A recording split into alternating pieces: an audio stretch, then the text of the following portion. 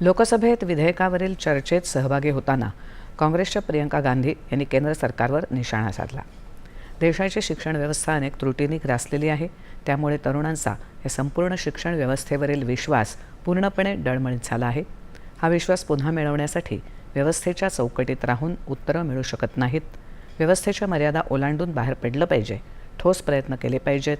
मात्र दुर्दैवानं मोदी सरकारला हे समजत नाही, अशी टीका त्यांनी केली। देशाच्या एकूण अर्थसंकल्पात शिक्षणासाठीच्या तरतुदीचा वाटा दरवर्षी वाढण्याऐवजी प्रत्यक्षात कमी होत चाललाय, असं त्या म्हणाल्या। जिस तरह अस्पताल में उस छात्रा की मां का विश्वास पूरे सिस्टम से हट गया है, उसी तरह देश के युवाओं का भरोसा इस पूरे सिस्टम से टूट चुका है।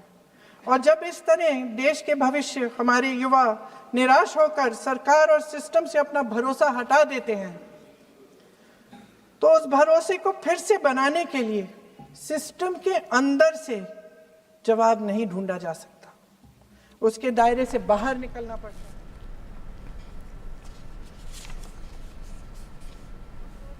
ये है अध्यक्ष महोदय कि इतना हो जाने के बाद भी आदरणीय प्रधानमंत्री महोदय जी और उनके साथी इस सच्चाई को समझ नहीं पा रहे हैं।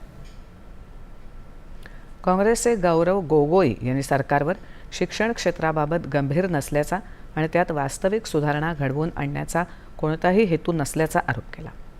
हे नवीन विधेयक केवळ एक दिखाऊपणा आहे, कारण ती केवळ आधीच्या कायद्यातील एक सुधारणा आहे, असा दावा त्यांनी केला। परीक्षेतील अनियमितता आणि पेपरफुटीच्या घटना हे अत्यंत गंभीर आहेत, याचे मुख्य बळी आपल्या देशातील तरुणच ठरत आहेत। मात्र पेपरफुटीच्या समस्येवर आमचं सरकार नक्कीच ठोस उपाय शोधून काढेल, असं भाजपा खासदार अनुराग ठाकूर यांनी सांगितलं। ज्याप्रमाणे मोदी सरकारनं इतर प्रत्येक आव्हानावर उपाययोजना केल्या, त्याचप्रमाणे आम्ही या समस्येचंही निवारण करणार आहोत। ज्याप्रमाणे रालोआ सरकारनं दहशतवाद आणि नक्षलवाद मुळापासून नष्ट केला आहे, त्याचप्रमाणे पेपरफुटीची समस्याही आम्ही अशाच प्रकारे संपवू, असं ते म्हणाले।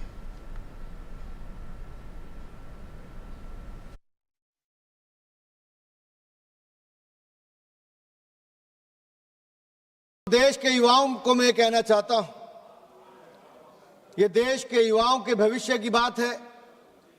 हमारी सरकार युवाओं के साथ है और युवा और मोदी सरकार ने मिलकर तय किया है, एक प्लेटफॉर्म पर खड़े होकर तय किया है कि एक ऐसा कानून लाएंगे जो आतंकवाद के खिलाफ बने कानून से भी ज्यादा सख्त होगा और दोषियों को कड़ी कार्रवाई करने पे भी काम आएगा। तरुणांनी केलेल्या सर्व मागण्या मान्य कराव्यात, अशी मागणी समाजवादी पक्षाचे अखिलेश यादव यांनी केली। सरकारचे हेतू प्रामाणिक नाहीत, ज्या क्षणी हेतू प्रामाणिक होतील त्या क्षणी परीक्षा प्रक्रियाही पारदर्शक होईल, असा टोला त्यांनी लगावला। या चर्चेत शिवसेना खासदार डॉक्टर श्रीकांत शिंदे यांनी विरोधकांवर जोरदार टीका केली।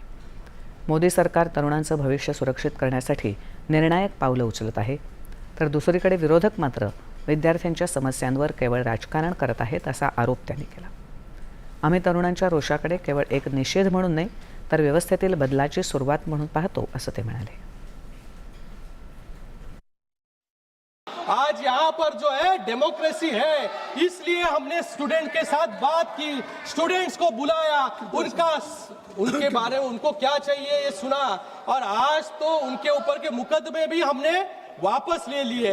इसे डेमोक्रेसी कहते हैं। डेमोक्रेसी को कुचलने का काम जो है इमरजेंसी के वक्त हुआ, तो इसलिए मैं आज यहाँ पर इस बिल का पूरी ताकत के साथ समर्थन करता हूँ।